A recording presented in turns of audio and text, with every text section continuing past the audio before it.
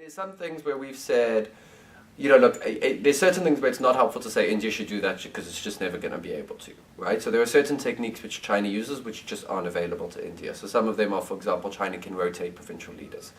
India can't do that. It's a federated democracy, right? What we think can be done in India are a couple of things. We do think that there's scope for additional institutional development, both inside and outside of government. So, for example, what I mentioned about the think tanks, right? So the fact that you have Delhi-based think tanks with no provincial chapters, and you have people setting up new disconnected think tanks in some of the states, and we think actually a lot more of that should be funneled through. So a lot of foundations are setting up little research units that aren't connected. So funnel that through and help those expand to have a real national sort of presence.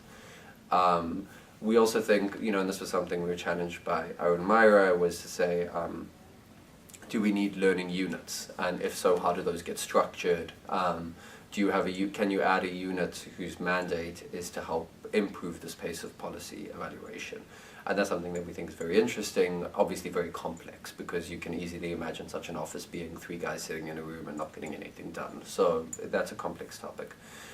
Finally, we think, and this will be a difficult reform, but we think could actually do quite a lot, reforming the promotion, the evaluation process for bureaucrats in the India Administrative Services. So at the moment, they are exclusively evaluated pretty much by their superior. Whereas in China, superiors do have a lot of weight, but there's also evaluation from a number of outside parties and some from the center. And that means that if a bureaucrat does something interesting which goes against what their superior wants to do, there's a chance that they could still get rewarded for it. Whereas in India, you only do what your superior says because he's the guy who evaluates you at the end of the day.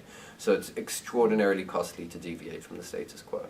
And one of the findings was, we did some formal modeling on this, is that if you have that set up, only the top 2% of your bureaucrats, or 2% is just a hypothetical number, but only the very creme de la creme of your bureaucrats will ever dare do anything different.